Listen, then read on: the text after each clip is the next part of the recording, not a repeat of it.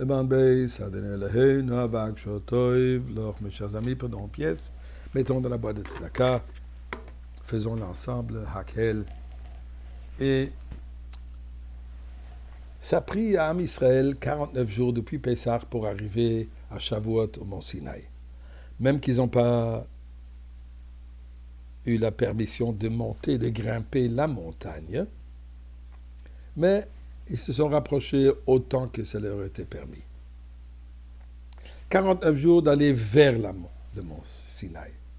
Combien de temps ça prend après l'expérience de Sinaï pour retourner chez soi, pour intérioriser le message de Shavuot, pour permettre que nous soyons transformés, imprégnés par le message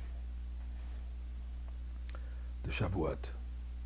Eh bien, nous sommes toujours encore dans les premiers 12 jours du mois, et comme nous savons que jusqu'au Yud Bet Sivan, c'est Yimei Tashlumim, et on ne dit pas Tachanoun, c'est encore relié à Shavuot. D'ailleurs, un des rabbins, quand on lui a posé une question quelconque, il a répondu, je ne suis pas capable de répondre, je ne suis pas encore descendu de la montagne. Je suis toujours dans l'ambiance, dans l'expérience de Shavuot. Donc je ne peux pas encore me concentrer sur d'autres sujets, sauf l'expérience de Har Sinai. Eh bien, un message que nous devons tirer de Mar Sinai. Comme on dit dans la Mishnah, Moshe Kibel Torah mi Sinai. Moshe Rabbeinu il a reçu la Torah de Sinaï. Le commentaire pose la question, c'est pas qu'il a reçu la Torah de Sinaï, ça devrait dire Moshe Kibel Torah be Sinaï, pas mi Sinaï, à Sinaï. C'est au mont Sinaï qu'il a reçu la Torah. C'est pas qu'il a reçu la Torah de Sinaï. Eh bien, un des commentaires explique que c'est ce que ça veut dire qu'il a pris un message, il a pris une leçon de Sinaï. Quelle leçon? La leçon d'humilité.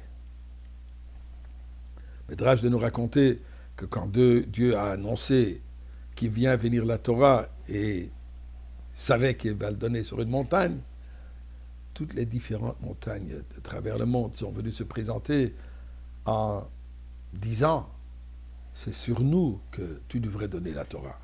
Je suis le plus haut, je suis le plus grand, je suis le plus beau, j'ai le plus de verdure, j'ai le plus de neige, de glace. Et chacun a présenté ses qualités particulières, sa supériorité sur les autres montagnes et pourquoi elle mérite que la Torah soit donnée sur elle. Pauvre petit mont Sinaï, petit, pas d'arbres, pas de verdure, se sentait qu'il ne mérite même pas d'essayer de demander que sur lui la Torah soit donnée. Et c'est exactement cette montagne que Dieu a choisie, due à son humilité. Dû à sa reconnaissance en se disant « Je ne suis pas suffisamment valorisé pour pouvoir recevoir la Torah. » Eh bien, Moshe Kibil Torah Miselem, Moshe Rabbeinu, lui, il a mérité de recevoir la Torah, puisqu'il a pris ce message, au point que la Torah nous dit « Haya anav mikol adam apne kol adama » Moshe Rabbeinu était l'homme le plus humble que l'humanité a connu. Sur ce sujet d'humilité, ça me rappelle une petite anecdote. Le fameux ancien grand rabbin d'Eretz Israël, Rabbi Lau, rescapé de la Shoah, le plus jeune petit garçon qui a été sauvé de la Shoah de Buchenwald. Son histoire bien connue, un homme de réputation extraordinaire, un orateur sans part. Eh bien, il raconte,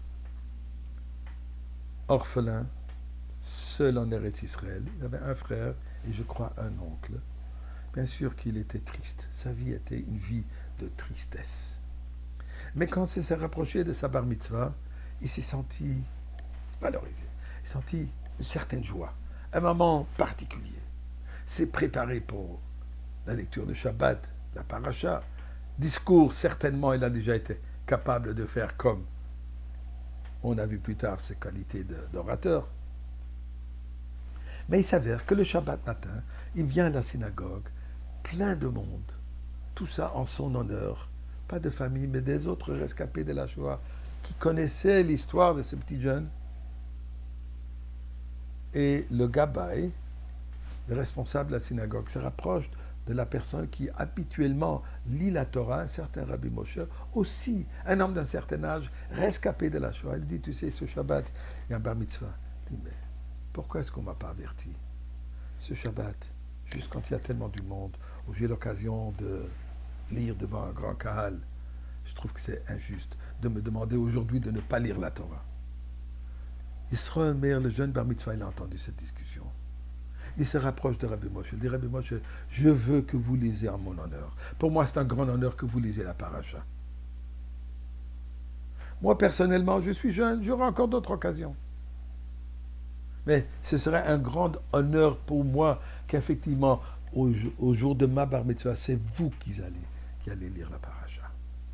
Eh bien, dit Rabbi Israël Meir, ce moment où j'ai laissé mon orgueil, j'ai mis de côté mon opportunité de montrer mes qualités, m'a donné l'opportunité de le montrer toute ma vie.